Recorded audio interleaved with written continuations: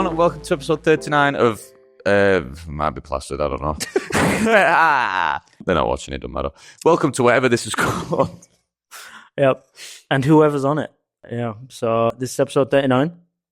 It's just me and Tommy today. Got a few things to talk about. I don't know if you've got anything to talk about, or is it? No, whenever you ask me this, I just go... Spotlight. I'm usually like that anyway, but... I've heard of Go on, carry on. Right. So I got some news headlines to talk about. I got some clips to show you. And we got some, show stuff to talk about. Show, yeah. Yeah. I watched a TV show that I didn't tell you guys about. Okay. I didn't think you'd want to watch it. I just watched it out of boredom at work. Go on. I'm on a little health kick. You know, I'm doing my diet and my gymming and stuff. So recently, a lot of my, For You page has been filled with fitness stuff. And there was a thing on Netflix. You might have watched it. Have you watched The Biggest Loser documentary? Yes, have you? Yeah. My guy. Let's go. My God. Yeah, got right into it. Yeah, bro. Proper enjoyed it. It is crazy how much they pushed people. Yeah. And then were shocked when they were like, this is too much. Yeah. And then everyone after the fact, all that footage I watched back then that I could watch a million times over again, now it's wrong kind of thing. Yeah, the thing that baffled me. Screaming your bollocks off. To be fair, though, is it Joelle who he's having a go at the whole time? I think she's a bit of a fucking knobhead, though, who didn't try hard enough. I know I only saw a clip, right? No. But mate was sound with it. I know he shouldn't have gone off the way he did. Bro, look how much he was sweating. He was screaming in her face, bro. She was but she kept giving up. It'd do my head in, though. Personally, if I had someone run on treadmill for 30 seconds, I get it. It'd do I'm jumping this shark here, shark, whatever. I get it, but a person's only got so much in the tank. And if they are literally telling you, I'm giving you everything I've got, and they are drenched in sweat, and they're throwing up, and you're in their face going, you're not working hard enough. Like her, I'd be like, yeah, fuck you, I'm done. I'm not doing this. Yeah, but then why go on show? Because she's pushing herself. That's the whole point of the show. But he's expecting more when she's like, I can't give you any more. And then the week after that week, she basically lost no pounds because she'd just been reserved. Mate, the bit where she lost no pounds and her mate lost 9 pounds, and she looks over and she's like, that bitch. Oh, fuck. Yeah. Nah, Imagine that's me and you, yeah. What are you saying in that moment to me? I've lost 0 pounds. You're pinching every fucking... So we're stood there right now. Yeah. Both stood. Let's go. And he just goes, I'm just thinking of the Yu-Gi-Oh sound, but... And he comes up with 0 a few ago. Right? I'll start then. Just see. Friendship. I'm just saying final words, but you don't know what they mean. I'm like, all right, you'll see. What? What am I going to see? They were friends as well. It'd be funny if she gained a pound. I know they were friends. They went in being friends, didn't they? Was their whole audition tape the big red trousers with the silver? Oh, silver trousers with the big red bra set thing. Yeah, I felt bad that the guy who won. Just gave me Stepson. Was talking. The first guy who ends up coming back and he's massive. He's massive, man. He's what bigger the than fuck? Yeah. I get. I mean, I don't get it. That's why. But I get mentally people just can't resist some sort of temptation one way or another, and life happens and all this shit. But look at you, bro. It's crazy. Look at the size of you, man. How have you been the biggest loser ever to be the biggest person to lose all that weight? Have that record, the show's over and done with, you've got that forever. To then walk around and people are going, oh my God, you're fucking massive now. Yeah, what happened? I felt like that when I first saw him, but then when it breaks it down on how, what they make you do on that show breaks your body. Yeah. The whole, your baseline calorie burning just fucking plummets. Yeah. I get it. It's not his fault. You racing against yourself, aren't you? He said, the second you wake up, you're already in the hole for 1,000 calories. So you're already having to cut out a meal and do exercise just to make up for that, just to get you back on a baseline. Yeah. Not to be I've already lost weight. Just to get you to a normal amount of calories burnt in a day, you have to do that already. Yeah. And that's fucked. And he's no health guru. He's no like fitness expert. He didn't know going into the show that it would do that to his body. So he just believed the experts when they were saying, you need to do this, you need to do this, you need to do this. And I guess it was the competition in mind as well. Because he did start to say, like, it did get unhealthy in the aspect where I wasn't just doing it just to lose weight. Nah, I was doing it just to beat everyone. He wanted to win. And then obviously after he left, he had no incentive to win anything. And then he says at the end as well, like he says, I've got a lovely family and all this stuff, got a lovely job, loving life and all that. And then, but I won't be happy at his size. But if he is, okay, I guess. Yeah, he said at the end of the show, he was like, I know now that I need to do it for me. I was like, yeah, like make a start then. You're not doing Do a lap round chair, bro. Not to be like harsh, but you're not doing it. no. You bro. You know. I also think I couldn't do that show just because of my ego. I couldn't have a guy screaming in my face like that. I would rock him. Oh, After yeah. like 2 sessions, I'd have to get out of my face. Yeah. I'd go, yeah, who the fuck are you? Just fucking chin him for day one. Like, bro, the fact that he was like dick to everybody and was like, you fat piece of shit, you need to lose this weight, otherwise you're going to die or a heart attack. And then he had a heart attack. Oh, yeah, he did, yeah. Karma. Yeah. Fucking hell, bro. That was funny. What am I going to say? And the female fitness coach didn't even like message him to see if he was all right. Yeah, I think she's the dodgier one out of the two. Bitch. When I mean, do you know what's funny as well? Like, she was on a show slating like, what's the jabs that are going around at the minute? Ozempic? Like Ozempic and Mounjaro and shit like that. And she was like, yeah, it fucks your body up. It's bad because of this. It's bad because of this. Like, it fucks how your body burns calories. And I was like, that's what you did. Literally, that's what you did to them people on that show. Yeah, she's a bitch. Yeah, at the end of the day, it was just the bottom dollar, wasn't it? They just wanted to. I felt really sorry for. Show. Is it Tina or something? That was her name. Who like nearly died, or she did die for. Oh yeah.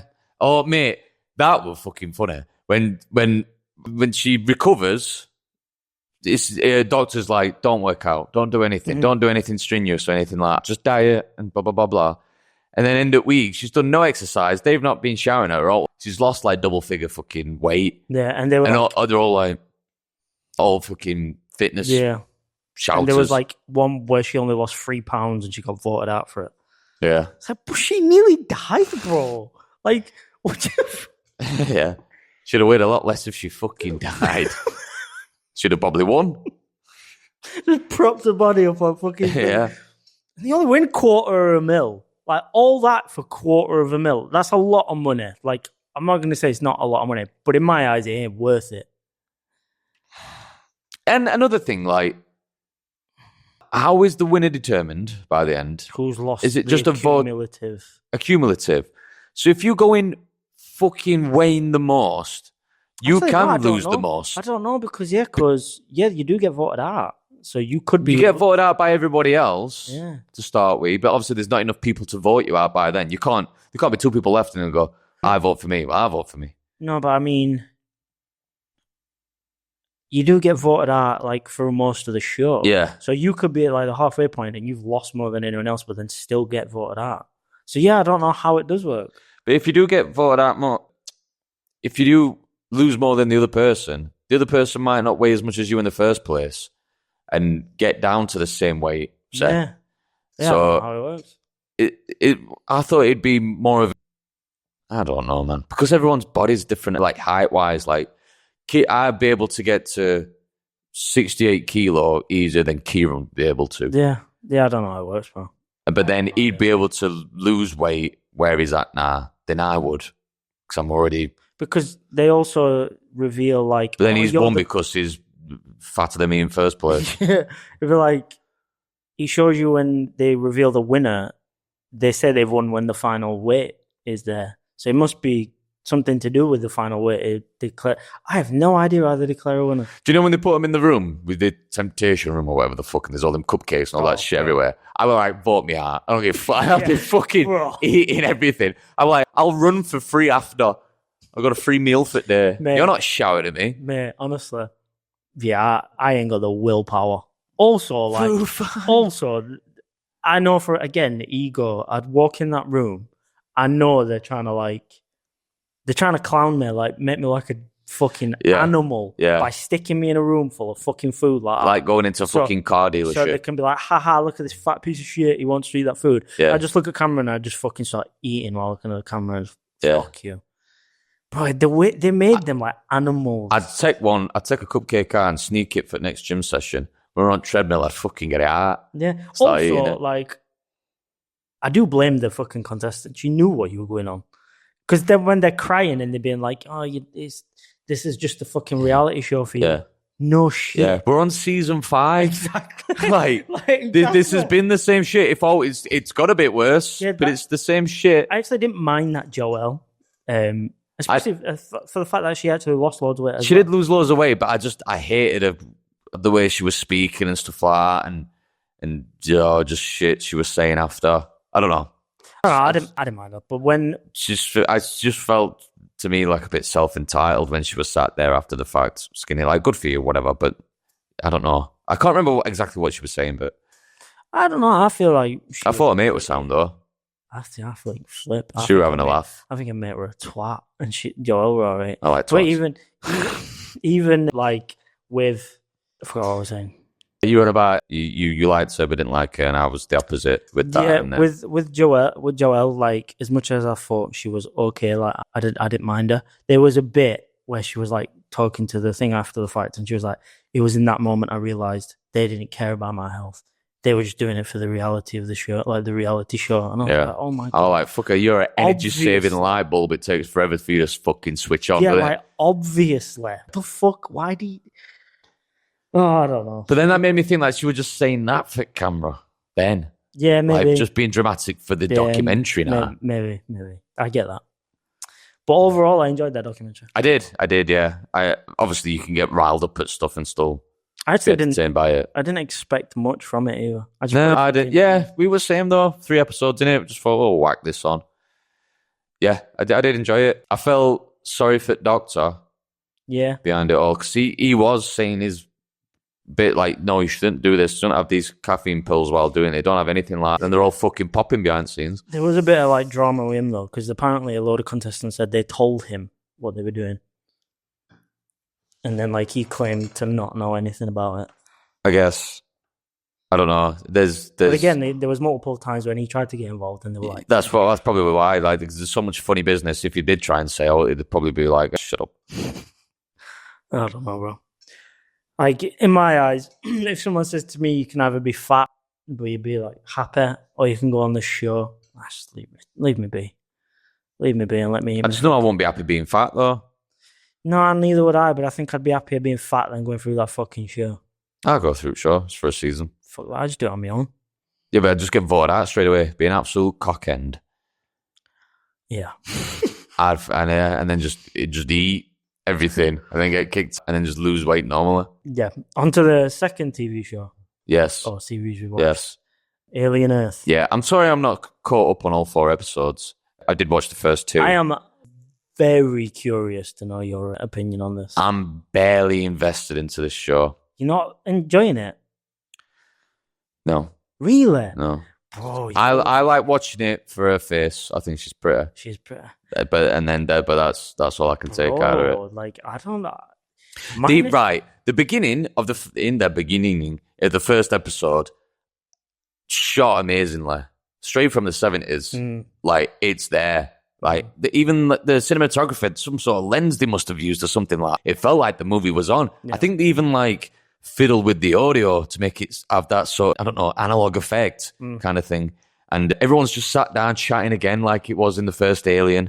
And I thought it's such a nice way to soak me in. And then after that, it let go of me. So I'm trying to think, you've watched episode 1 and 2. I find the main guy behind it all just the guy with the big ego and all this. Yeah. I find his character weak. Genius. It's just so generic. He is like, and his dialogue's so ironic against himself, and he's like, people in my position are usually just so like, oh, egotistical and no, like this, like he's supposed to comment about the thing that he's being. I just didn't like a lot of stuff he was saying. And the whole, when she becomes hybrid or whatever, fuck the ass and whatever. the synth. She starts to. They said to her, like, oh, you haven't got the emotions or the way you feel of a human back then. But then she still, like, giggles at stuff sometimes and whatever like that. And I am going to watch more, don't get me wrong, because obviously there's a whole season to get through. I can't form a solid opinion yet. But these 2 first episodes... It's weird. The disparity for mine and your, like... what you're willing to accept when it comes to like Alien as a franchise. I'm not gonna lie, I'm really enjoying the series. Yeah, I think it's really good. Don't get me wrong, there's big lulls in episode 1 and 2. Right? It's been sort of a second monitor fucking show for me. What do you mean? Like I've got my phone out while it's on, which I never really do. I think the whole thing so far looks amazing. It does. Right? I think the world building is some of the best world building you've had in the entire Alien franchise. Yeah, because it's actually on Earth with characters on Earth and everything. All the rest have just been isolation, which is mostly what Alien's been about, is, oh shit, I'm on my own in this. It's fleshing everything out, and, which I really enjoy, it's introduced new aliens and new creatures. With the little tentacle eyeball thing. You've got the blood-sucking monster things. You've seen them because they're in episode 2. Unless you weren't paying attention when they happened. The ones go into a ball bag? Yeah. And then you've got the one that is like a eyeball tentacle thing. I don't know how many times you've seen it in these first episodes, but I know I'm sure I've seen it, yeah. But, like, I loved that. I was like, oh shit, now you don't just have to fear the fucking... facehuggers and xenomorphs anymore. Like, these fuckers are here. Yeah. And when they flesh them out even more in the next few episodes, you realize, like, oh shit, they're actually bad as well. Like, I just thought they were like little things you had to also beware of. Like, no, they're actually fucking bad. Kirsch, bro, this is how much I know I enjoy a series or a film when I remember characters' names. Kirsch, which is the guy who was in Hitman and all that a lot. Timothy Olyphant. Yeah. Fucking love his character. Yeah, I don't. Yeah. Find it bland. Yeah, but that's the point of his character. Like, and when you get past episode 1 and 2 and into 3 and 4, so I don't know how much I can say without spoiling anything, because he really hasn't done anything to spoil, but I don't want to.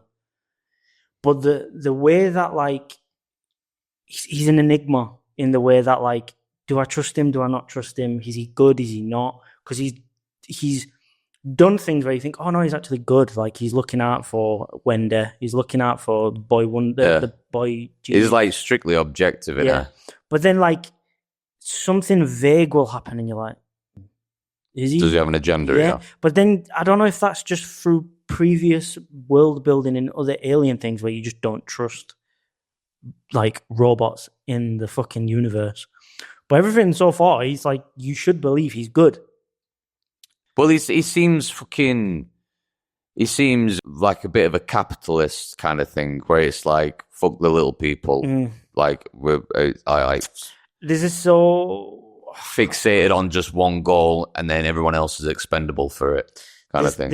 And the fact that they're all kids, but they send them out to do stuff, surely they'd be useless because they've got still only their kid capabilities. Not her, but them that are just newly synthetics. Yeah. I thought they wouldn't have been capable to do half the shit that they do. I thought they'd still be learning. I don't know what to say to that without giving something away, so. All right. Why is it answered? Kinda. Right, okay. Nothing. But I know there's a bit where one of the kids, synthetics, acts like a kid at one point, and you're like, oh yeah, they are just kids in there. But they immediately, they were all like 10 to 12-year-old, and they're doing adult stuff now. So not to, like, give anything away, but in episode 3, when they return back to the base after doing all that shit, it hones in on what you're saying. Like, all right, everybody's like, these are fucking kids, and look at what you're putting them through, sort of thing. So, like, that what you're saying does get addressed. Yeah. Even to a point where, like, that starts to splinter into its own stories. Yeah. Like, it is hard to critique something that's not finished. It's like watching half a film. Episode 1 and 2 is pure world building. Like, it literally is setting everything up with her brother, with obviously finding out what the fuck is on the spaceship, character building, like it's all that. When you get to 3 and 4, that's where like the juicy bits start to come in. I don't like it when stuff's added in to defeat something else in a way. Like they used fire, didn't they, in the first one to get the Xenomorph to back away. Now he has some sort of electronic fucking pacifier thing that makes it fall to the floor and nets it up. And his plan barely works in the beginning because he only just manages to get in the floor before it fucking... And he uses his hand to weld that door up. He's a cyborg. That it ends up smashing through and only just managing to work. Like a second earlier, and his plan wouldn't have worked. Yeah. It'd have scratched him up to fuck. But it's so chill about it. But why didn't it have this gun thing at the time to just lay it on the floor and it'd have been a piece of piss? I know it's for dramatic effect. He doesn't want to kill it. It don't kill it though. It just wraps it up. No, but I'm on about like in the bit where the thing's smashing his head through. Like he only has one option, and that's to just try and hide. No matter what he does, he's a cyborg. He's got to just do that because he can't fight the thing because his mission is to... No, but he's got this weapon, not weapon, but this fucking... Like a lasso thing. Yeah. He must have had this the whole time. He got it off the same ship that crashed. Obviously, he might just not have been able to get to it. He had this plan the whole time. He's a robot. He has a goal. He has a mission. That's the thing. Nothing has been proven that he planned any of this. It might... Seemed like a plan. For all I know, at the minute from where I am, there is no evidence to say who's done anything. Because from what he said, you can take away the fact that he didn't want the thing to crash. He didn't want the thing free. He actually just wanted it to go to Yutani's or Yukani's, whatever her name is, thing, so she can just take it. Why would they want it to crash if they were just going straight to her? But there is another fucking robot on the ship, the Asian guy, who's staring at them when they're in the pods, and there's evidence to think that he might have fucking let the things out because they wanted to. So you don't know who's done what at this point. Even when I'm not saying he's purposely crashed it, but it's just the way he's gone about doing all this stuff. I know it's a bit picky, but But this is what I'm saying. Like, I can suspend my disbelief enough to be like, okay, like as long as you don't ruin that bit and make it stupid, I'm okay with that. And I think Morrow is a sick character. I think he's acting sick. The bit where he's drenched in sweat and the fucking alien. I'm trying to think. That's episode 2 where there were aliens in the building just going loose on everyone. When he kills all people with wigs on and that. Yeah. Yeah, so that's episode 2. Oh, yeah, because you just said because he sprays the thing. The bit where he stood in the elevator, he's just about to step in the elevator, and he's like, I'm the least of your problems. And then the alien bursts out of the sack again, kills him, and then it leans over his shoulder as it's just about to attack him, but then someone makes a noise in the background, and then it fucks off. That shot, I was like, whoa. Yeah, but that doesn't do all for me. I was like, that's so cool, because the way it's lit, like all the sweat on his face, and he's like, because again, he's so calm, and this thing's here, and it's like turning his head as if it's about to fucking grab him, and then obviously the noise in the background. It's a bit too just fucking Arnold Schwarzenegger for me. That. Yeah, but that's what this is, bro. That's what Alien is. Like, I think has been. You know, like, bro, Predator has. Bro, So that was literally the most famous shot of the time when it first came out with Sigourney Weaver and the alien in front of her. But that was the third one. Yeah, I know, but like that whole... I don't know, because it happens in the first one as well. No. I swear it happens in the first one. Does it? Well, it does that before it goes to kill you anyway. No, but I'm just saying, like, that shot of the alien being up close is, like, quite iconic in the Alien universe. And I don't know, how it was, like, framed, I was like, that looks cool. I don't give a shit what anyone says. The thing where the alien's in the hole in the ceiling and he goes, fuck, and he goes to jump over the gap and the alien jumps after him. That shot where he jumps after him is cool as fuck. Oh, where he's falling off a finger? Yeah, it kind of don't make sense how they land. It's a bit, when they landed, I was like... We got up to do something. I paused it at the right time because the flash went off and it's fully lit up the alien, right? It flashed. What flash? You know, when it darts off, there's like fucking flashes going off, sparks and all that, and it lights up the full alien. I managed to pause it, so it went on it. Yeah, that shot where it leaps after him is fucking I loved that show. I thought it was so cool. I'm really enjoying it. I mean, don't get me wrong. Like, you were really down on Romulus, and I thought it was okay. Like, I had my faults with it, but I thought it was okay. Yeah. I'm really enjoying this. I'm just bored by it. I think the characters are cool, and also, I like when there's a product that I like Alien, the universe of the Alien, and they just flesh it out and make it more detailed. As long as they don't make the details shit, I enjoy it. And I just think it's fucking cool. It's introducing a lot of cool characters. I think the whole synth storyline's actually okay. Like, I ain't got a problem with it. I thought I'd find that boring, but I don't mind it. Wendy's a cool character. Kirsch is a cool character. Morrow's a cool character. I don't like the Boy Genius guy. He's annoying as shit. But where I am right now is they're like looking into the creatures and you're learning about these things. Well, like you've literally watched double that I've watched, so I might turn on. Yeah, the tentacle eyeball thing, bro. I love that thing. Just because it's such a cool little. It's so small and like unsuspecting. I'm not saying it's done anything. Like, it's not done it. It just. I don't know. It's freaky as fuck. And then when Kirsch is like looking at how it works and how it moves and stuff, but it's good, bro. I'm really enjoying this series, even though I think something in episode 4 you're gonna be like, fuck this. Right. Because again, it's like I'm willing to be like, I will accept that if you do it well. I'm gonna give it to the end of the season, and if they don't do that bit well, I'm gonna be like, yeah, that was fucking shit. So I want you to remember I said that. Episode 4, there might be a bit where you're like, yeah, fuck this, bro. But if they do it well, so they've still done something bad but done it well. New. I'll just say that it's new. Yeah, all right. It depends if it either like fucking. Do you know, like when in Star Wars, a lot of fans have problems because it's new. Yeah, but there was stuff like force healing. Yeah, but that's what I'm saying. So like, whenever they introduce something new, force healing is something that they were like, what the fuck? Yeah.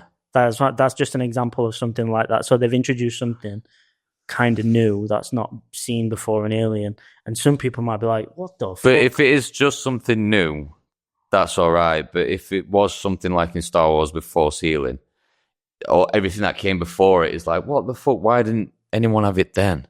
Yeah, it's nothing like that. Right, okay. It's nothing so far-fetched to you be like, why the fuck did nobody do this before? It's nothing like that. Okay. But it's still... That might be all right with it. It's still new where you're just like... Okay, I don't mind new stuff being brought in. It's almost to the point where it's like... But if it gets to the point where it's like Jurassic World and it's like, fucking, we've put this one and this one together. Oh. We've put as... I don't know what the fuck, I don't know. But Alien vs. Predator already did that. We fucking... Alien Air out. Because I've been watching this Alien Earth.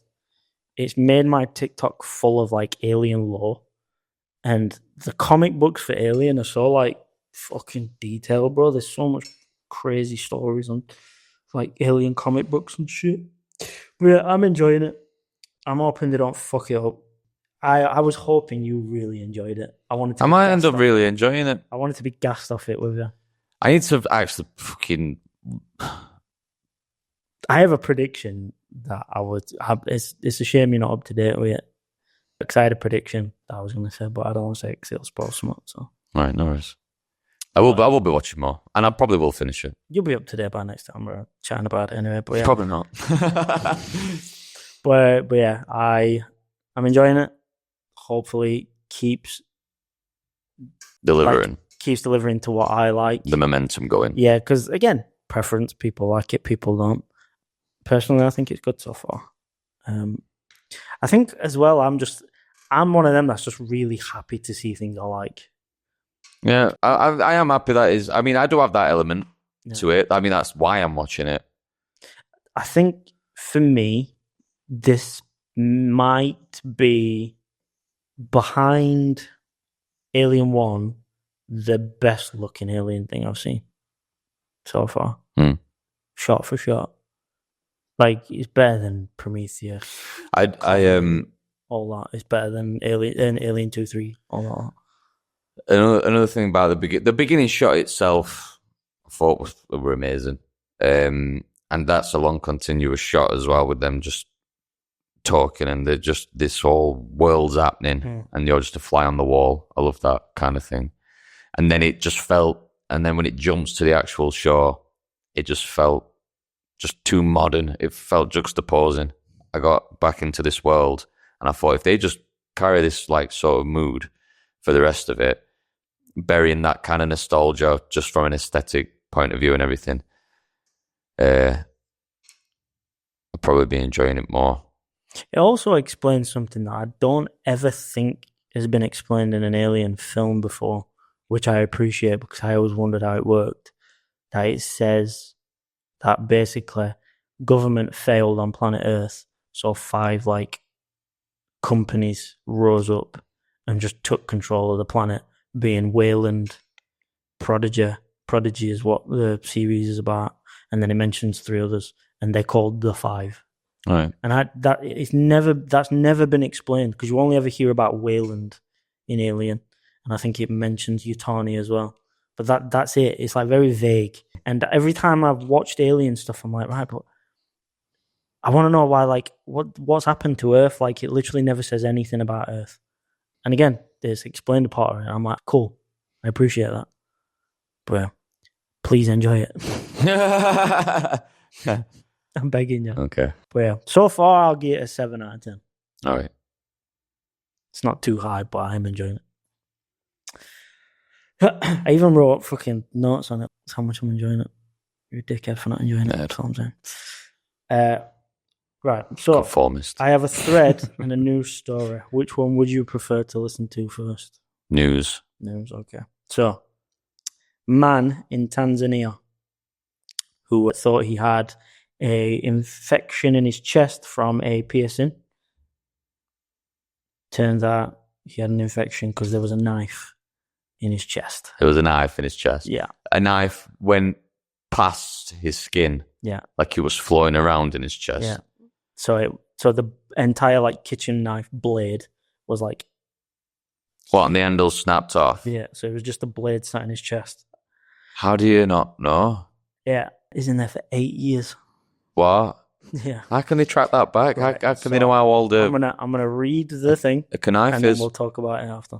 Read it. I'll read the thing. So, I only took snippets of the thing. So the headline was, man who went to hospital as nipple was leaking pus had knife stuck in his chest for 8 years. Leaking pus after 8 years? Yeah. The aftercare was all right then. What went wrong? So did it try and make its way back and just fucking like a shark's fin? So the part of the article says, sometimes truth is stranger than fiction. After an x-ray revealed the man had a sizable knife buried deep in his chest. Sizable? The 44-year-old man from Tanzania had expressed concern after pus started coming out of his right nipple, but never in your wildest dreams would you think a knife would be lodged there. Bizarrely, doctors noticed that besides the pus, he seemed well enough in himself. A case report described the patient as otherwise healthy and somehow he was without chest pain or difficulty breathing.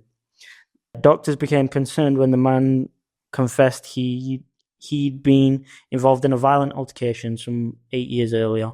He told them he received multiple cuts to his face, chest, and abdomen. He lives in a remote area. He only received surface-level treatment and X-ray was not carried out. And look, this thing is in. Yeah, the thing is in there. And from what I read, that all the infection and where the blood was, there was like sacks of pus all around the blade on the inside of his chest, and the skin had started to it's like necrosis where it's just dead. So it got to the point where he smelled like dead flesh. It's nice, isn't it? Do you know when doctors tell you to check your breast for lumps? You don't? Yeah. Just check. What are you doing? Checking for a knife. Do you imagine that though? Be like, but like when you're all over in bed, there's a blade moving in your chest. Bro, like when did it first get inserted? What happened? Did someone while he was sleeping through at night? Someone went like he had like a fight. He was involved in like a violent altercation. I think basically he got stabbed and then the handles broke off. With And a then fucking big knife. in the though. fight, he just thought it was a stab wound. So if the blade's in there. If he eventually dies from that, like if he 8 years never later, happened, yeah, is that person done for murder then? Just the longest fucking murder. Maybe, I Like, don't know. Maybe. If they pulled him back and went, you stabbed him 8 Just years gets ago. arrested, he's like, what? Yeah. You stabbed him 8 years ago. Now he's dead. What? He suffered infection from it. I'm trying to think of the reaction of being like, Doc, I don't know what this is. My nipples are leaking some sort of pus. Just take a look. Yeah. Well, first Takes of all, him in. Right. Yeah. We'll get the results and get back to you. Just wait in the waiting room. Goes in. he's like waiting for like a full hour because doctors like that for ages. Imagine if they did an MRI. fucking, oh my God. Poof! Oh, the smell Oh yeah. fucking erupt from his Just chest. it. Right. I'm just going to turn it on. The guy's like, oh! Yeah. Oh. That's like the sensation of squeezing a pimple. Yeah, out oh is my so God. satisfying. Yeah. He said he felt slight discomfort, but like Slight discomfort, But man. fucking- You've got a fucking knife in you. the doctor's like, yeah, you've got an 8-inch blade in your chest. 8 inch. And you're just like, Yeah. I'd be looking around for cameras. Like, yeah, this joke, obviously. I'm sorry to say this, but you've got an 8 inch blade inside your chest. Right. Just get some metal detector. Beep, beep, beep. Just sticking magnets to your chest. Mate. Yeah. Crazy. I don't understand how you don't know. There's a wound. There's an entry wound when it happens. That doesn't go away overnight. Like he should have seen the blood. What? Yeah. How do you not know? Because he got loads of deep cuts. My only way I can assume is he got stabbed. It went in. The handle broke off, and the blade was so far in. It just He looked just like a- thought, he just thought he got stabbed and that were it. Not the fact that there was 8 inch of metal lodged in his fucking chest. If that It's happened like- to me, it'd probably it's- come out my back. He sees guy running away, and he looks at handle. There's no knife on. He's like, Yeah. Don't want them lightsabers. oh man. But the amount of times you hear stories like that, and you just think, how? Like the human body sometimes is so Yeah. resilient. For 8 years straight, and then to only be a problem now. So when I read it as well, I thought to myself, like, how long do you think you could have gone before you would notice? Because you think about like going abroad, you have to go through a metal detector, That's true, yeah.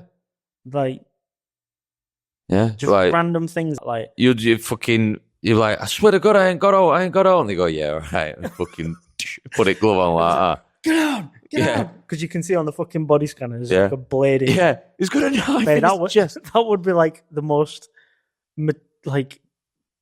unnecessary way to try and get a blade in. Yeah. He stands up a blade. Everybody get out! It just fucking. Yeah, I'll kill everyone in the. It's going right pale. Everyone's like, oh, fucking shut up. Yeah, get down on the front. Yeah, I mean, because it's Africa, obviously, it's a third world country. I didn't know it was In- Africa. Yeah, Tanzania. Right. Sorry. So, but in the like Western, more civilized world, you would think you wouldn't last like a month or What? maybe 6 months. Like that would get noticed pretty quick. Yeah. Yeah. But no, because I'm not saying it's because he's stupid. Because like in the moment of like being attacked, I guess you are just running off adrenaline. You're not thinking straight. But I'm just thinking of like my day to day. If someone goes like that to me now, I can feel that. Like after an hour of you doing that, maybe I don't feel it. But then again, it's not a knife.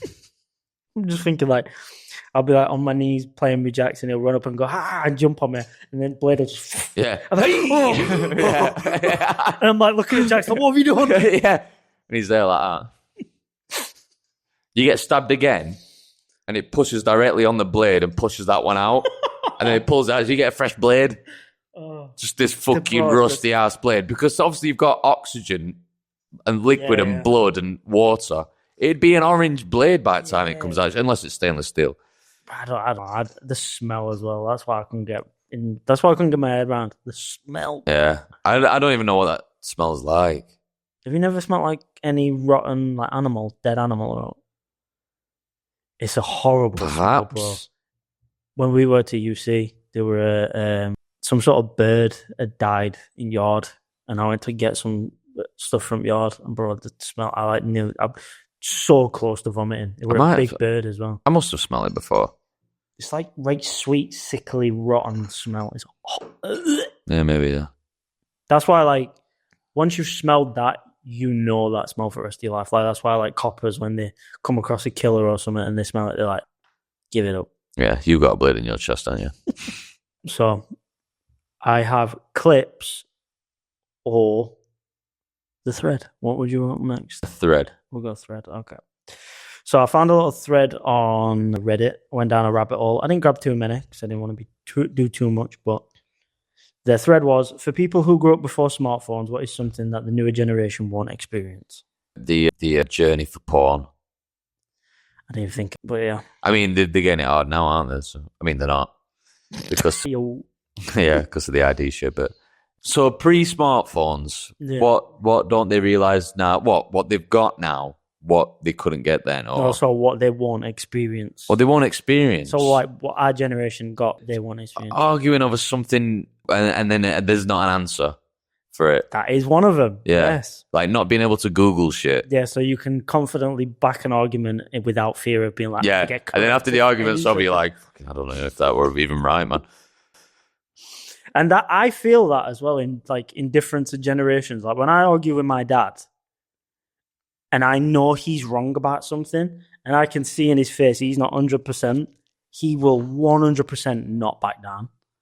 And then I'll be like, all right. Yeah. And then you go, oh, wait. And then he'll be like, yeah. Oh, shit. I forgot he had that. Yeah. I forgot smartphones have been a thing for 20 years. Well, I'll go through them. I've got like 8 maybe. So first one was, and we all love doing this as kids, toy catalogs printed by stores before Christmas, so like Argos. Well, going through them and saying, I'm going to get that, yeah, I'm going to get that, I'm going to get that. I love doing that as a kid. That were very good. I used to say to my mum all the time, I never had one, but I always wanted a fucking, do you know when you used to go to Toys R Us and you used to see them cars on the shelf? The battery powered ones. Yeah, always wanted one of them, never got one. And looking at them now, they're fucking pieces of shit. Some of them are fucking really advanced now, though. Are they? Petrol. They're like 500 quid, though. All right. Well, I think they were about 150 when I asked them. And I used to like hint all the time to my mum. But I used to say like, she said, "Shut up, you're 15." Yeah. Shut up, bite you, son. Get to work. I used to say, "Oh, that says 150, that doesn't it?" And she used to go, "Yeah." And I goes, "Well, that's only 350s, that isn't it?" And she'll go, "Well, yeah, that's very good, like with the math and stuff." And I go, "You're a tight bastard, aren't you?" And I'll go like, "You've got way more than that, though, ain't you?" And she'll go, "You used to say this." Yeah, try and like edge my way. Like I don't know, cocking her arm back every time. Dip me toe in, yeah. Keep talking. It's just about aiming where to put that blade in my chest. Yeah, she says shit like that all the time. Yeah, that's only 350s. That's not much, is it? I don't think, like, looking back, I weren't really one for asking for things at Christmas. Yeah, I never asked. I just fucking schemed. Like, my mum would be like, "What do you want for Christmas?" And I'd so I think it's a normal thing for most kids, apart from kids who are like aren't fortunate enough. You'll get like one main present and then little presents after. Yeah. My mum would be like, "Oh, we're doing for Christmas," and my main present, let's say, when Xbox 360 come out, I'd be like, "Oh, can I have an Xbox?" And she'd get me the Xbox. But then that's it. I wouldn't ask for anything else. Like anything else on top of that, I would be like, bonus, sweet. But the kids, I see some videos of some kids now, and I'm just like, you spoiled little fucking brat. Yeah. My grandma once got me like a toy one day. And it was just on a random day. There were no occasion or anything like that. I opened it up. It might have been like a little toy Hot Wheels car or whatever. I was never interested in cars. So what do you think? And I went, it's better than no. I said that. And we still talk about that to this day. We laugh about it now. But laugh about it now. Bad. Yeah, but what a fucking prick. That's right, mad. Yeah, better than no, innit? That's very bad. I'm so glad she's alive today so we can laugh about it now. Otherwise, I'd be putting that blade into my own chest. Not that you don't love your nan. I know you love your nan. Yeah. But, I loved my nan so much that, my nan used to spoil me rotten way more than my mom. My nan used to spoil me rotten. So, we'd go down town shopping, things like she always gave me, packs of Yu-Gi-Oh cards. And even back then, you're talking £4 a pack, £3 a pack. So, spending a lot of money on that. And then, some days I'd come home from school, bless her, and I'd not gone to town with her because obviously I'd been at school. And she'd be like, oh, I got some of you in the kitchen. And I'd walk in with 2 or 3 packs of Yu-Gi-Oh cards. And I don't think, as a kid, you appreciate things. But even back then, you used to fill me with so much, warmth that my nan used to do shit for me. Yeah. But yeah, I used to love that feeling. But I never really asked for much as a kid because I didn't have to. I was fortunate not to have to ask for stuff. I know there's kids out there that aren't in that position, unfortunately. But I was never spoiled as such. No, I was never really spoiled. I kind of just kept quiet. If I had one thing that I really liked, it'd keep me busy for years. Yeah. And my mum instilled, I used to get £10 a week spending money. When I was younger, it was 5, and then it went up to 10 when I got to secondary school or whatever. And if a new game had come out, you're talking £40 for a new game back then. And she'd be like, it's 4 weeks of saving for you then, innit? And she would never buy it, man. I would have to save. So I was never really spoiled, but I was a lucky kid. Yeah. You learned how to appreciate money while getting money. Yeah. Obviously, if you had to wait 4 weeks and you did and you got it, you were like, well, that's where patience and money gets you. I did odd bit of scheming every now and then. We'd go into the market in Rotherham Town and there'd be a guy with Yu-Gi-Oh cards and I'd walk up and she'd be like, well, you've had your spending money. I'd be like, I'd buy them. I remember when... she'd feel very guilty on buying them. I remember when I was a kid, you used to get shit in cereal boxes all the time, didn't you? Yeah. There was something on this cereal box. I think it was, I forgot what the cereal was. Some Cheerios or something. And there were a kid behind. And I was very proud of this box of cereal. I was holding it while we were waiting in queue. Yeah. And it had the thing on the front, whatever you get, a CD or whatever the fuck. And saw a kid behind me trying to have a look. So I showing it off. Yeah, it looked obvious. But I turn around casual. But I might as well have gone. And then he looked at it. You're the kid that I would have wanted to have fucking... And then straight away, he pulled his mom's shirt and went, Mom, can I have some Cheerios? And she went, no, we're in queue now. I thought, you little prick. Yeah, I know, Marie, come on. Next one. I don't get why this is something that is a missed experience, but someone put getting lost, seriously lost. What? And appreciating the fact that you can. Yeah. There's the whole Carl Pilkington thing, though, isn't it? Because I've seen some lovely little cafes. Yeah. But I don't. But not as a kid. Yeah, getting lost is not an enjoyable experience. No, I'm so appreciative for maps being in my hand. 100%. I would never miss getting lost. Never. So many people though put being able to travel while reading a map, a paper map. Why do you miss that? You're literally missing more inconvenient things. Yeah. That is just nostalgia. Yeah, and this thing has got to go everywhere with you now. And you only get certain area maps, so then you've got to get about 12 of them. I'd be they fold out like that. Saying, not having one of them housebreak phones that weighed 10 kilos in your pocket. Why would you miss that? That's inconvenient. But you can still get... No, but someone saying they're misusing a paper map is the same as missing that phone. You're missing inconvenience. Why would you miss that? Yeah, it's nostalgia. Everyone thought they had it better back then, but it's... This one 100% I agree with. Hold on. Just really quick about the getting lost bit. Yeah. I once lost my mum in JD Sports or Sports Direct or something. JJB. And it might have been that. Yeah. JJB. Yeah. And I was just looking. In fact, I didn't realise she'd left. She'd walked off. I had my head down looking around and stuff. I turned around and trolley with her. And there were all sorts of different stuff in trolley that I saw before. So I looked at it all and went, who's this for, Mummy? Is that for Daddy? Is that for Thingy? And I looked up and this other woman was looking at me like that. And I ran off. I thought she was going to, when you're a kid, then you think, oh my God, I've just talked to someone else. they're going to kill me. I probably shit my pants. And now we're like fucking looking around, just the anxiety sweat as a kid. I've not thought about these for about fucking, I was going to say 30 years. Just trauma dumping, you do. Yeah, probably about 20 odd years this. Yeah, cheers. I think I lost my mum once in a supermarket and I panicked for like 5 minutes. And then, typical story, my mum found me, I was like, fuck.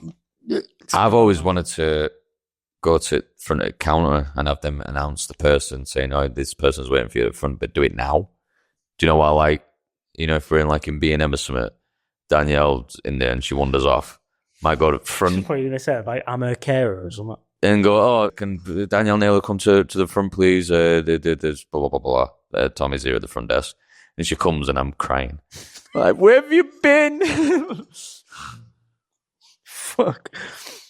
Yeah, so this one I 100% agree with. This one says, doing stupid shit in public with the full confidence it won't. No, you're not getting recorded. Yeah. Do you know how, I'm so appreciative that the technology was limited then. Bro. The amount of fucking stupid shit and noises that I used to just say all the time.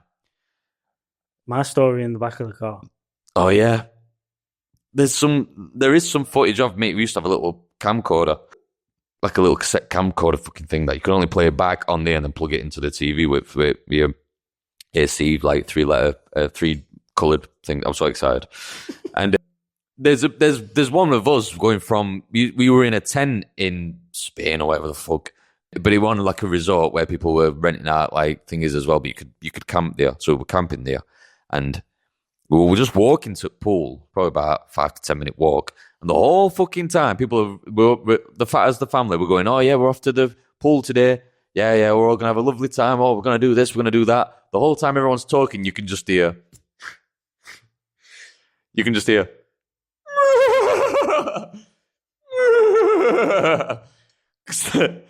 The whole 10 minutes in background making that sound. Fuck, bro. And then it comes to me and I go, loud. How old are you? About 23. Now, probably about 7 or something like that. Too old, bro. Still too, mate. They can't put an age on it. I'd fucking throw you at pole or something. Yeah. Fucking shit up. Just being an idiot. Mate, do you know how, speaking of today's technology with that, how hyper aware I am in the gym? I can think of places where it's but mainly in the gym, yeah? Well, if you get filmed? It's crazy. So there's, in my Jitsu JD gym, there's a section where people go to just do push-ups. Yeah, I've been to that gym. Oh, yeah. You've been to that gym? Oh, yeah. So do you know the area that's caged off in the corner? AstroTurf sort of looking thing. Yeah. You can push the thingy and all that shit. Oh, no, that's in the middle. I'm on about the back corner. There's a cage bit where people just go to do push-ups. Oh, okay. Around. Yeah. There's always someone in there recording themselves doing some sort of work. I have no problem with that.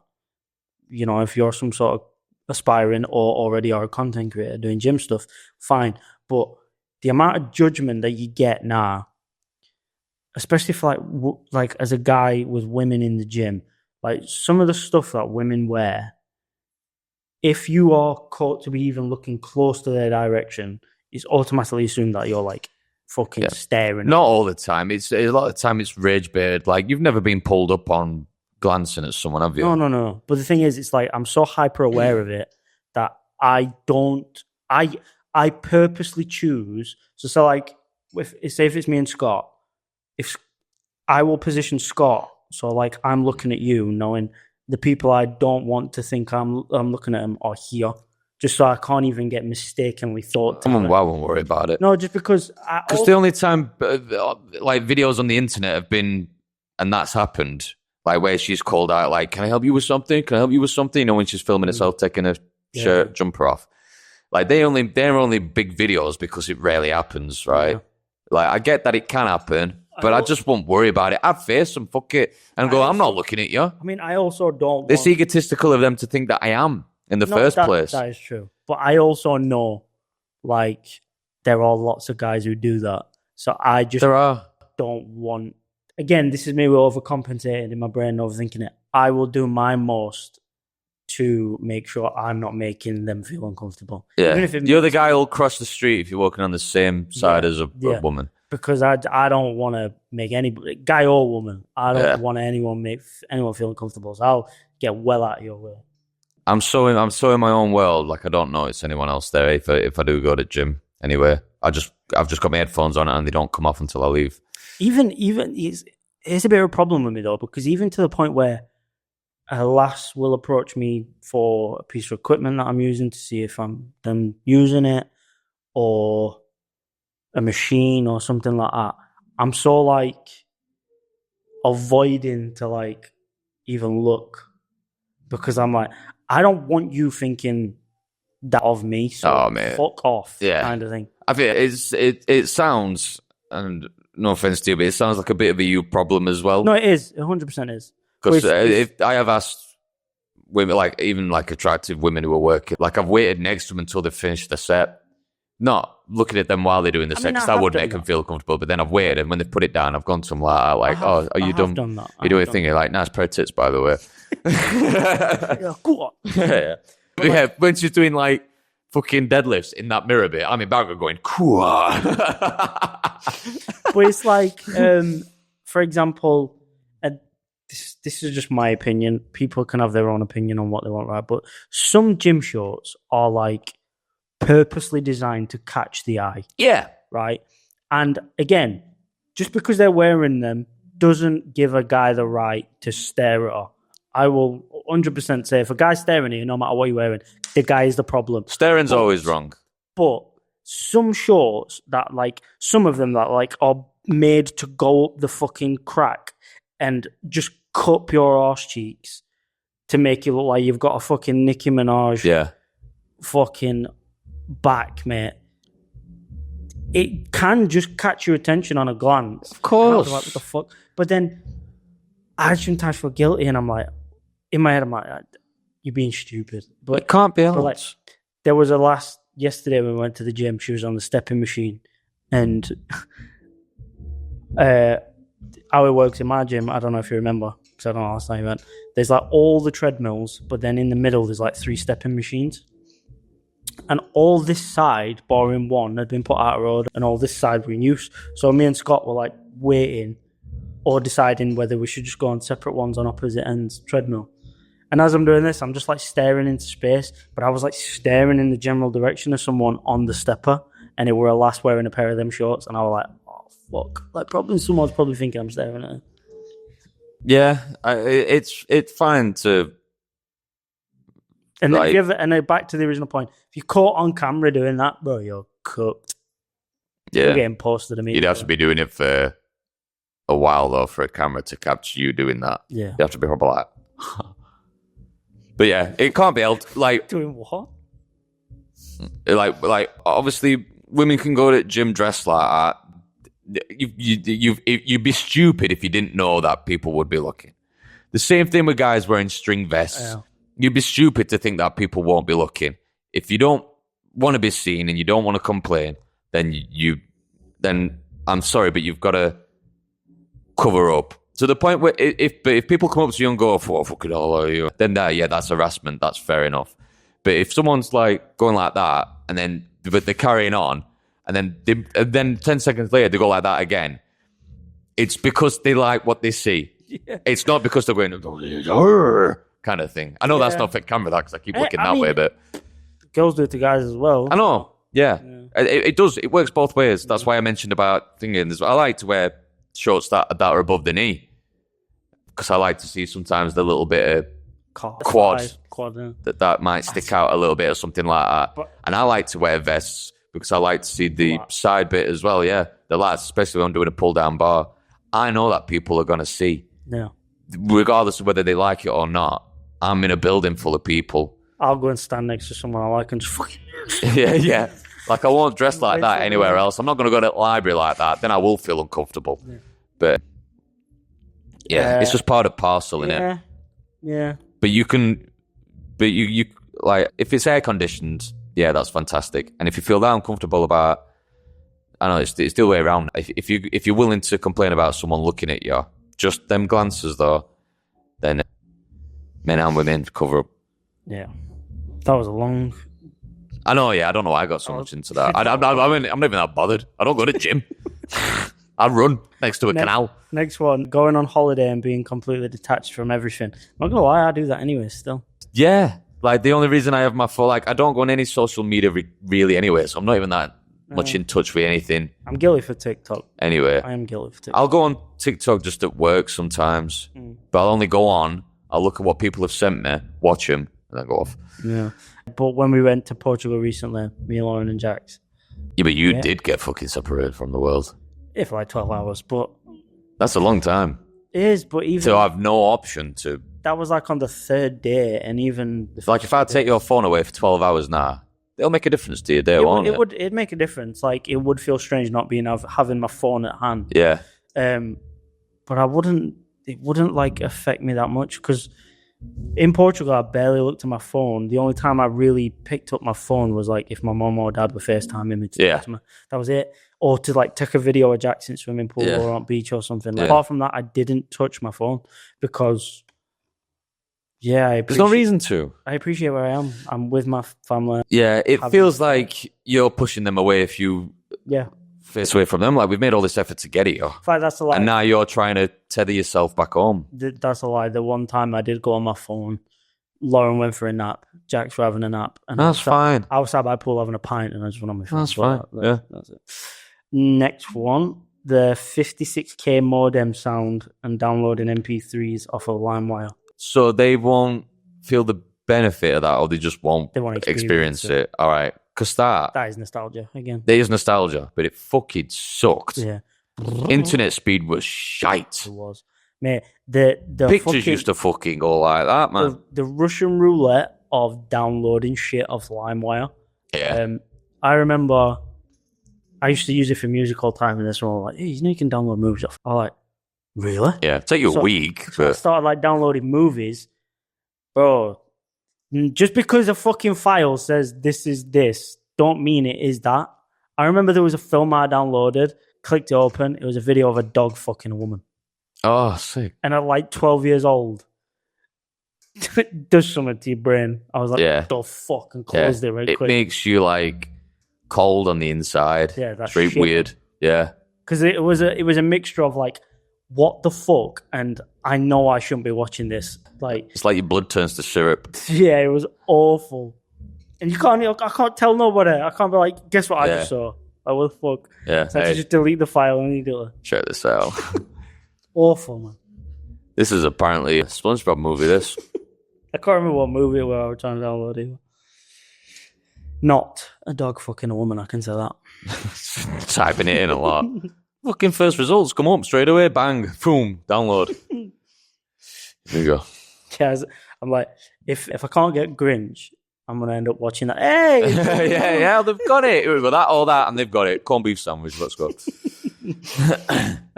Next one, again, it is just like convenience, but I feel like it is a part of growing up, knocking on your friend's door to see if they're coming out. Yeah. I loved that as a kid. But at the same time, I didn't. It was like a social awkwardness of waiting for their mom or dad to answer the door and be like, so-and-so in. Yeah. I need a piss. Let's continue.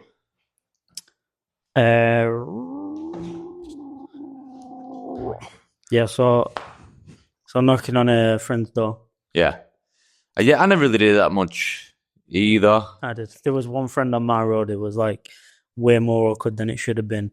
Cause what, more awkward than when you're not on my door? That's to go swimming. Well, that's a different time. I'll come to that. But there were so when my mum and dad lived, at the back gardens that went like down and around the back. Yeah. A friend who I used to play football. Careful. Yeah. I just run back. I gotta go to the toilet again. Basically, they didn't use the front door. All right. So it was there, but like there was like a sofa up against it and everything in the living room. So I would like the front door's here, and then there's a massive like front room window. So I'd have to knock, and then they would look out the window to see who it is. And then when they'd like get my attention, even though I know they're gonna do it, I'd have to look and be like, Jake, come out. And then they'd let him know. But I have to then make the conscious effort to be like, I can't look through the window. So it's almost like every time I have to act surprised that they come to the window and be like, so I'm like, even though it's the 500th fucking time I've done it. It just made it so much more awkward. Because if I went down the back and knocked in the kitchen door, no one's there. So, yeah.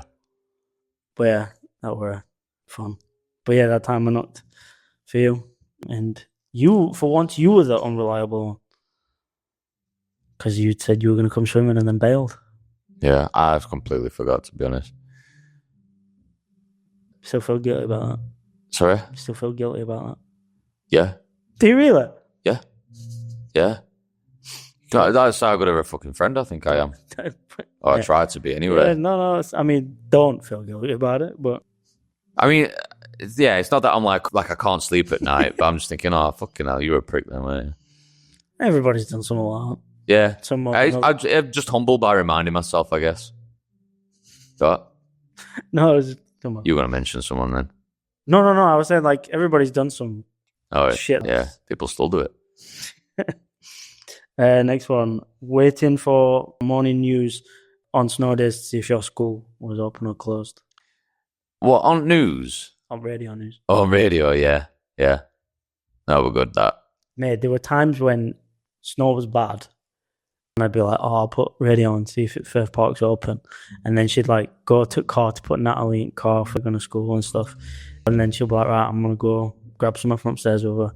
So she'd be not paying attention to the radio for like 10, 15 minutes or something. Then she'd come back down and be like, yeah, Firth Park's closed, you missed it. They said it. And she's like, oh, really? Oh, okay, you don't have to go to school. And then fucking queuing a knock on door.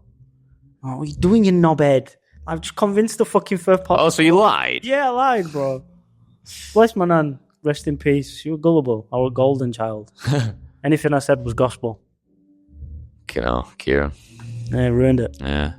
This one was in 1982. This one's very specific. The year Blade Runner came out. I got into the cockpit of an airplane. I don't know how smartphones has got anything to... I guess that's pre-2001. That's why they've mentioned the actual year. Also, I'm glad that doesn't happen anymore. Yeah, I know, yeah. Like, what's this do? What the fuck? Like, I mean, to be fair... I mean, there'll have been a kid at the time, and it'll have been like just a favor for the kid who might have been bored on the fly. They'll go, "Oh, do you want to see the cockpit?" And they're like, "Okay." And like, afterwards, we can show you where we fly the plane. Someone did comment underneath after that comment said, if you get on the plane at the gate before anyone else and catch the pilot, sometimes they will let you into the cockpit just to have a look around. I was thinking like you get in. No one else on plane, you get cockpit and go, set this thing off now. Set it off now. Yeah, I've got a knife Let's go. I've got a knife in my chest and I'm not afraid to use it. Like that with your chest up to his face. Oh, please, take it easy. That's all I had for that thread. I don't know if you can think of any more. That's a good thread. I mean, we never experienced it. I think our generation didn't really experience it, but have like phoning friends on our landline phone. Yeah. And having to like talk to whoever answers the phone. Yeah. To make plans to meet somewhere and not knowing if they're going to be there when you get there. Yeah. Like, I'll meet at the park in 10 minutes and then you wait there for an hour. And then they show up and you go... and they go, sorry, we're asleep. Yeah. I mean, I've had a phone. Like, I've had a mobile phone since I was like 12, 13. I was probably like 13, 14. I had iPhone 3G, I think. When that 3GS. Like 3GS. Yeah. That was the first phone I had. It was like year 8 in secondary.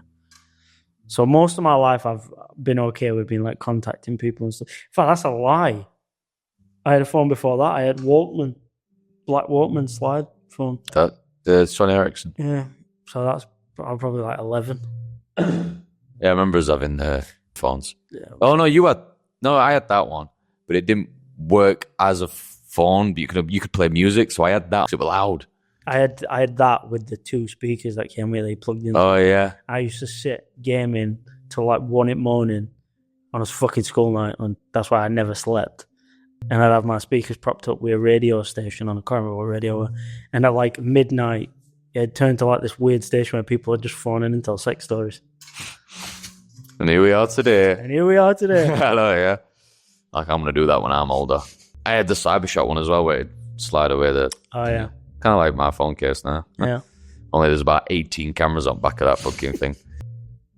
I wonder if this is going to come through on mics. Definitely. A lot. You can't hear it in that other room. We should move into that other room. How bad do you reckon that's going to come through? I don't know. We'll find out. Right, so to finish up, I've got 2 clips for you. 2 clips. Right, so the first clip, do you know who Rampage Jackson is? Mate, I know all about this, what's happened recently. His son? Yeah, Roger. Right. Yeah. I don't know nothing about it. I just saw the You don't know clip. all about it? Right, so I'll play the clip. I've seen this. You're not going to be able to show this. You can blur a bit out. That's the shit I don't like. Crazy. Yeah, I've been following this, man. Right, so... You know the whole story, right? Am I wrong in thinking that's something like he slapped a can or he's headed backstage or something? And He's apparently... Well, he's an MMA fighter and he's professional as well. And he was. He went to this professional wrestling thing, but it looks a bit underground on it. He's around the back meeting all the wrestlers, and he's talking to him, having a bit of banter. He's live streaming, so the camera's there. This guy called his nickname Psycho Stu walks up, sees it's being filmed. All wrestlers are always in character, right? It's always a performance in and out of the fucking ring. So he walks up to me, and he goes, something on the lines like paraphrasing, obviously. It's like, you haven't heard of me? Something like that. He's like, no, I ain't heard of you. So like playing with it. And there's like a Psycho Stu, and he's like, who? And he's have to say like, you're a nobody because I don't know you. And he grabs a can, like off the sides of the Like the Pepsi can. Yeah. Just a normal 6 ounce, I think it is. Grabs it, puts his hand on his head, and smashes it against his own hand. All right. So it doesn't hurt his head, but the thing bursts. But then people are surmising that it could be a prop. Or for something that was going to happen like this. Surely they got props laying around the place if they want to, whatever. He immediately fucking loses his rag a bit. Doesn't shout and bawl her, but it fucking squares off. Roger does. And he's going up to him, and they're both like this close to each other. And then the Psycho Stu is like, you're going to sell this? Like he says that as if to say, yeah, are you going to use this as footage later? Or something like that. But then he I don't know if he just doesn't get what he said or he's in this headspace where he can't get out because he's wanting to fucking... Scrap. Yeah, he's wanting to do him right then and there. He gets interrupted. People come in and then one of the guys is talking to Roger going, look, we're always working. This is always a thing. He just didn't get the thing. It's bad judgment on his part. And then once he hears this in background, that Psycho Stu, he comes straight up to me and going, sorry, man. Putting his hand out like that. He doesn't check his hand first. Psycho Stu said sorry. Yeah, said sorry, near enough straight away, because he's like, oh shit, he's not one of the guys working here. He doesn't get that this is an act. He thinks that I've just tried to attack him. Okay. So, reasonably, if he fucking lost his shit there, Roger, and then had a pop at him, it'd be well within his rights. So Roger's a dick, basically. You are. In this whole situation. Yeah, but it's a misunderstanding. Yeah. To But start the fact with. that he tried to apologise and said They tried to apologise, weren't having it. And then they've explained more. He started to calm down a bit. He's like, all right, I understand. This is Roger, right? All right, I understand and everything. Psycho Stu's just gone and sat against the wall, in a chair. And then he's walked up to him, and he said, look, man, I'm sorry. Psycho Stu said that to him. He goes, don't worry about it. And they both shake hands. And then he gets up and he's points at camera and says, I've seen camera rolling and all this stuff. I thought you were one of workers here and everything. And I thought we were all this sort of WWE banter kind of shit. And then they shake hands again. He says sorry again. He must say it 4 times. 3 of them he's accepted. And then fades to black. Later plays that clip. But in between that is because one of them says to him, he says, if you want, you could go in ring and get him down and make it look like you've got back at him and stuff. And he's like, yeah, I'll fucking do that. Yeah, I'll do that. And then that's when he shakes his hand and they're apologizing and stuff. But you can see the whole time that his face is just made of stone. He's not really accepted his apology. Especially knowing everything that's happened, you think, fucking hell, this is... I can see his brain ticking away. We are fucking without him making any facial expressions at all. I can see it all there. Psychotic. Yeah, it's scary to watch.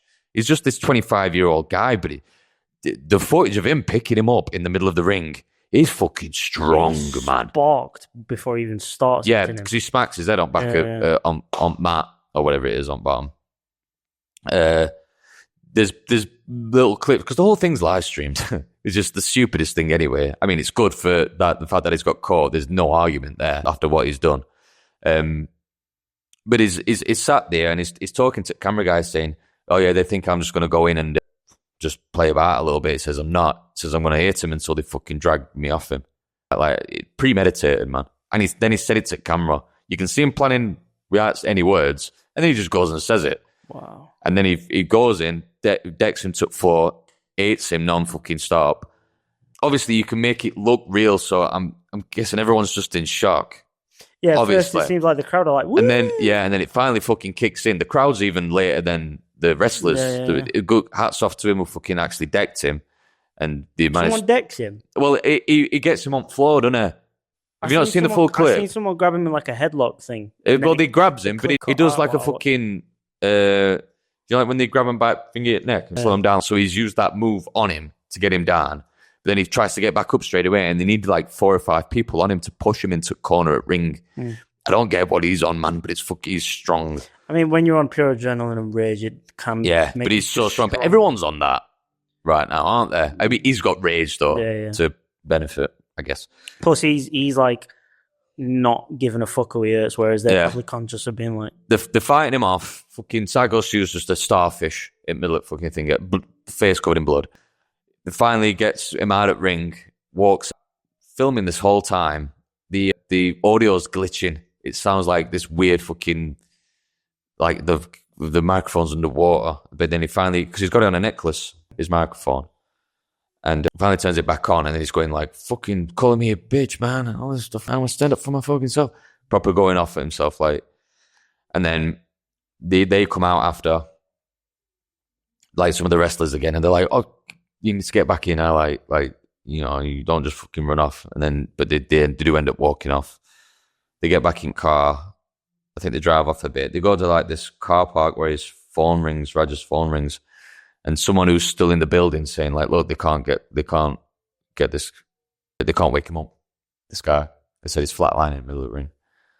And then he goes, well, and he's sat there, he's like breathing quite heavy, Roger, and he goes, my bad, I've got the phone.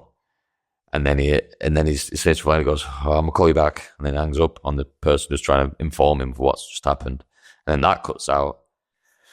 And that's pretty much the whole of it. Jesus, I didn't even know it went this deep. I just saw the clip. There's multiple videos, man, of how this, because it's all, like I said, it's all live streamed. I know it was live streamed. It's all live streamed on a fucking £100 microphone around his neck. That guy's got fucking rage issues, bro. Definitely. He's been bullied by his dad his whole life. I mean, I don't know how much of a dick or what. Them two were live streaming. I may have been watching videos. But them two were live streaming once, because all they do, them two, is just live stream all the time. So they put their life out there, and they try and like one up themselves to try and, you know, make it entertaining and stuff. There's a bit where they're both sat there talking, and he's like, he starts to open up to his dad, and he said, I remember on my 7th birthday, I remember to this day, and it affects me still to this day. It's like, on my 7th birthday, you're like, it's a bit funny just telling it now, but I like, he remembers it for a reason. He's like, you came up to me and said, I've got you something for your birthday. Like, what? And he like grabbed his fucking head and farted on him. I know, tell me about it. It's like, yeah, but then that's obviously affected. He says, I still remember it to this day, like, and then Rampage is like, I'd never have done that. And he starts getting all soft, like, on him. But then you think, you've brought that up to thousands of people, something that's affected you as a kid, in front of the person who's done it to you. So I think his dad's fucked him up in a lot of ways. And earlier that night, I think, because he walks out going, they're calling me a bitch and all this stuff. I think his dad calls him that not long before all this kicks off. So I think he's just projecting his anger on his dad to this guy, because anyone in their right mind would be able to calm down. If you feel that mad, I'd leave. I think if I feel like I want to kill this person, I better get the fuck out. Jesus. It's been a journey, man. crazy. Yeah. Sounds like it, bro. I thought I was going to show you that clip and we're going to be like, ha ha ha, that's crazy. No, been a journey. The entire time I thought, imagine being in the ref's shoes. he's like putting ropes on. Yeah. At first he's like, Hitting floor. What they doing here? WWE. I imagine at first he thought he was like all part of the thing. So he's like, Yeah.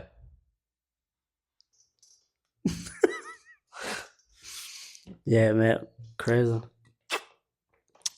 It's got to the point where I looked that much into it, and it starts to affect you mentally a bit. I was getting that much into it because it's only happened like 4 or 5 days ago, this. And just every single day I've been like watching this. And I don't get why I was so interested. Probably because it was quite a monumental thing. Like this guy has attempted murder live on stream. I'm going to show you another clip. All right. Are you showing me? I go, no, fuck all about this. No, I don't know if you will know about this. But again, we can show us up as much up until he starts punching the guy, that clip, and then I'll blur the rest. Okay. Well, do you know Moist Critical, Penguin Zero? He shows the clip and he puts a black box over when he starts to punch. So that's the YouTube friendly part of it, I guess. I'm going to show you another clip. It's just going to be your reaction. Okay, let's go. It's tough to see this. Look at that. I don't know why it's not. Yeah, mate. Because people are not. Oh my god, technical difficulty. Fair enough. It's just that video of her opening that bottle of Coke again. What do you think of this? It's tough to see this because people are not expecting a vehicle of any type, even a motorcycle, to come racing up to them. So the monitoring speed of it, what? Well over 80 miles an hour, creeping up. 120 just then. Miles an hour. You can see just flying by these cars. That is rapid. Not only dangerous to those other drivers, but certainly dangerous to this motorcyclist. These cars, the drivers don't know that it's coming up so fast. You can see, that motorcyclist appearing to kind of stand up there on the motorcycle there for a second. But we've just seen, we just saw Mate, he ragdolls. Mate, he fucking ragdolls. Let me go back a bit. On the motorcycle there for a second, but oh my gosh, we've just seen. We just saw that motorcycle. It's like she's trying not to laugh afterwards as well. Fuck it, I'll go. Sorry, one more time. Appearing to kind of stand up there on the motorcycle there for a second, but oh my gosh, you fucking idiots! Oh my gosh! Yeah. Man, I was watching. Just editing that from the bottle opening. I was watching that at work and I was the same. I was like, fucking mate, he gets thrown from the bike. It's weird because I should have seen that coming. Going that fucking fast. But like, he didn't. But fucking hell, like, it's a clear shot. There's not like a corner he goes around. So surely he's seen. Do you think that's just instant death? Because the momentum doesn't carry him. It's like he's going that fucking fast and then goes up. Yeah, I think he's probably dead. Got helmet. If he survives with that, and helmet does the job. He's either he just he spirals straight into a fucking wood chipper.